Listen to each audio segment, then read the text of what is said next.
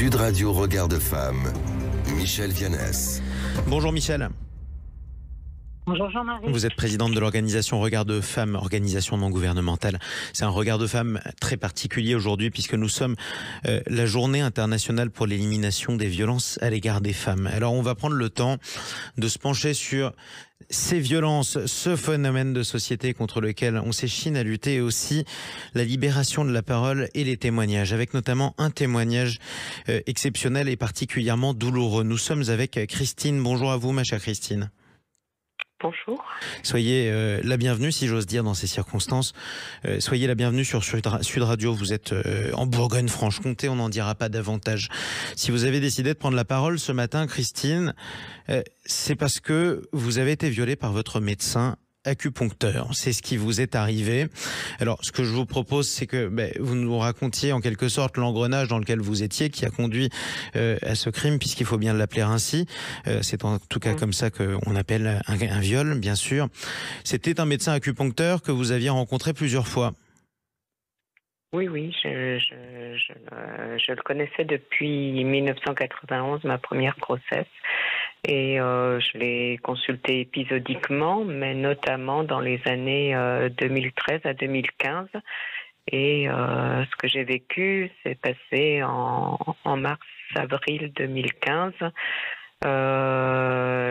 J'exerçais une double profession, j'étais assez fatiguée, notamment aussi par la restructuration de ma vie personnelle, puisque j'avais aussi divorcé. Et mais vous traversiez en fait un moment de... Voilà, vous traversiez... J'avais ma mère en fin de vie et j'allais consulter parce que j'ai des douleurs chroniques, notamment des migraines, et j'avais trouvé cette solution pour prendre moins de médicaments et détendre en même temps. Enfin, l'acupuncture a quand même beaucoup de vertus. Et en tout cas, c'est pour ça que d'ailleurs, ma chère Christine, en gros, vous traversiez une passe difficile, comme ça peut arriver à tout le monde. Vous aviez trouvé une solution à l'acupuncture. Vous l'aviez vu plusieurs fois, ce médecin acupuncteur. Oui. Ce qui est important, c'est qu'avant, ce qui va vous arriver plus tard, mais il avait déjà dépassé les bornes. Alors de manière beaucoup moins grave, c'est vrai, mais c'est important que vous le racontiez quand même. En fait, il m'appelait ma chérie, mais il appelait d'autres patientes aussi ma chérie. Donc, pour moi, c'était vraiment très... Bon, c'est familier, ça c'est clair. Oui. Un jour, il vous a embrassé. Il embrasse sur... oui, quand il mesurait mes poux, il prenait donc mes deux poignets, donc voilà, et il m'embrassait sur la bouche. Et je lui disais que je n'étais pas là pour ça. Et donc là, à ce moment-là, il arrêtait ? Oui, enfin, il arrêtait. Il arrêtait l'embrassement, mais il passait la main dans les cheveux, et puis il disait je vais t'aider, je vais t'apprendre, voilà. Enfin, on est typiquement dans le cadre d'une agression sexuelle, en tout cas c'est ça, un baiser non consenti. Et ça c'est important de le préciser. Et Michel, évidemment, vous le confirmez. Ça va pas s'arrêter là. Vous laissez passer, comme beaucoup de victimes d'ailleurs, et c'est terrible. Mais au début, vous en voulez. C'est un médecin, voilà.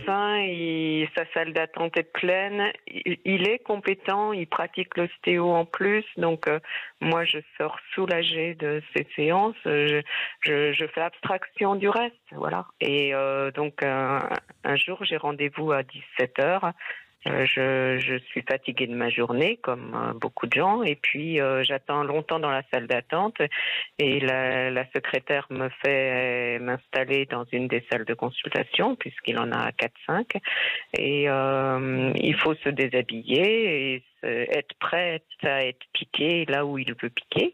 Donc voilà, c'est comme une autre séance, sauf que je m'endors. Et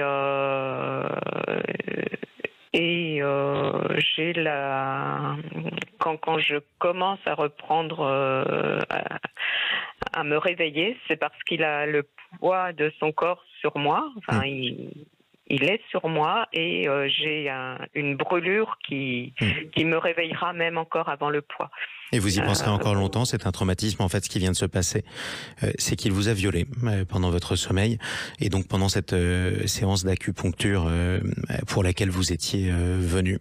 Donc, en d'autres termes, ce qui vient de se passer, Christine, eh bien, c'est qu'il vous a violé pendant que vous dormiez, pendant que vous aviez perdu connaissance, pendant cette séquence d'acupuncture. Alors, évidemment, vous vous en rendez compte de manière un peu fugace, vous comprenez pas, vous avez du mal à mettre des mots sur ce qui vous est arrivé. Qu'est-ce qui se passe dans les minutes qui suivent, Christine ?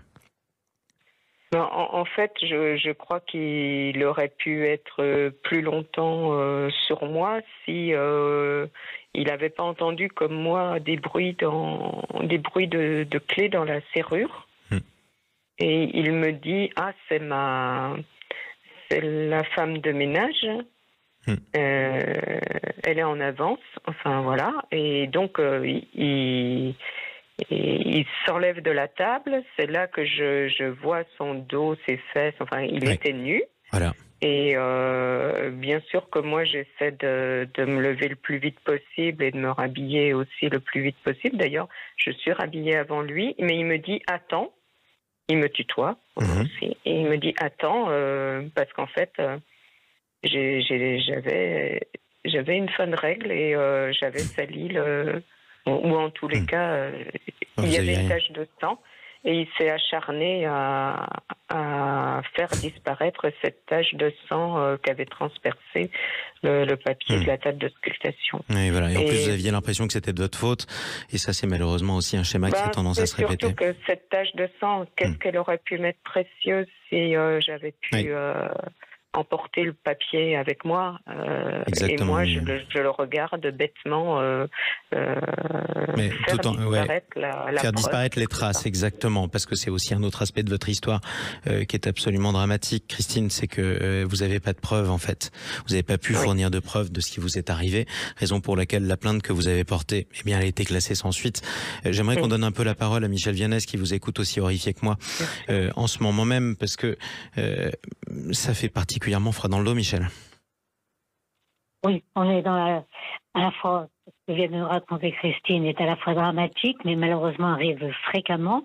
On s'aperçoit qu'il n'y a aucun lieu où les femmes sont à l'abri des violences, c'est là aussi un point extrêmement important, qu'elle était en sidération, et ça c'est quelque chose qui est totalement reconnu justement à la suite d'un viol, et peut-être l'importance de ne pas parler que du consentement mutuel. Vous savez qu'il y a une grande discussion aujourd'hui où l'Union européenne voudrait que la définition du viol ne soit que par rapport au consentement ou au non-consentement, et la France refuse parce que nous parlons dans la loi française de pénétration, quelle qu'elle soit. Et donc là, on est bien dans une pénétration. Par contre, ce qui m'a paru extrêmement grave, c'est qu'on est dans cette question de soumission chimique, puisque... Presque. En tout cas, là, c'est un cadre d'acupuncture. Oui, l'acupuncture chimique, c'est physique, mais enfin, c'est une soumission faite par des drogues ou des médicaments psychotropes. Là, c'est des aiguilles, et les aiguilles endorment, ça c'est un fait. Et donc, c'est extrêmement difficile de montrer et de prouver, c'est le drame qui se passe plus fréquemment. Alors, classé sans suite, il y a une trace quand même classée sans suite, et ce qui serait intéressant de savoir, mais c'est très difficile pour la personne qui a subi le viol, c'est de savoir s'il n'y a pas d'autres plaintes qui ont été faites contre ce médecin, parce que c'est aussi une manière de pouvoir poursuivre et réveiller l'action judiciaire justement, et c'est ce que vous essayez de faire, Christine, vous-même. Vous lancez en fait un appel à témoins si c'est arrivé à d'autres qui ont pu passer par un médecin acupuncteur. C'est très important qu'elle puisse parler. Il y a plein de choses qu'on pourrait dire, on est un peu bouche bée, ma chère Christine. Je me suis mise en contact avec le CFCV, et le CFCV a lancé un appel à témoignage contre ce médecin. Donc voilà, je ne sais pas si on peut redonner le numéro du CFCV, mais le J100 05, je ne sais plus. Allez-y, redonnez-le. Bon, c'est pas grave, on le redonnera sur les réseaux sociaux de Sud Radio plus tard. Ce qui est très important en tout cas, c'est que toutes celles qui nous écoutent sachent que ça peut arriver, malheureusement, et que ça a pu arriver à d'autres, et que si ça leur est arrivé, il est important qu'elles puissent parler. Ce qui est aussi important, et on y revient, Christine, c'est que quoi qu'il vous arrive, même quand ça commence par des gestes déplacés, ou même quand ça commence par une agression, c'est pas votre faute, Christine, en fait. C'est-à-dire qu'à la fin, vous laissez passer, c'est vous qui vous en voulez. Oui. Et ça, c'est un engrenage dont profite ce genre d'agresseur. Oui. Et c'est la pour ça. fameuse emprise. Exactement. Et c'est l'emprise du médecin. Et donc c'est pour ça que c'est très important, du médecin en l'espèce, hein, évidemment. Pas tous les médecins, mon Dieu. Mais en tout cas, c'est pour ça que c'était important d'entendre votre témoignage, ma chère Christine. Il y a de très bons médecins aussi. Mais évidemment. Et je remercie ceux qui m'ont tendu la main. Parce qu'il y a de très bons médecins. Mais bon courage, ma chère Christine, en tout cas. Bon courage à vous, à toutes les femmes qui ont été victimes de violences en cette journée internationale pour l'élimination des violences à l'égard des femmes. Merci beaucoup. Et surtout ne pas minimiser, parce que je pense que certaines femmes ne comprennent pas encore la différence entre agression sexuelle et viol, mais même une agression sexuelle est la porte ouverte à plus après. Exactement, c'est pour ça qu'il ne faut rien laisser passer. Merci à toutes les deux, Christine et Michel Vianès. Michel, à samedi prochain. Merci beaucoup. À samedi prochain et bon courage, Christine. Vous n'êtes pas seule. Merci, Michel. Merci beaucoup.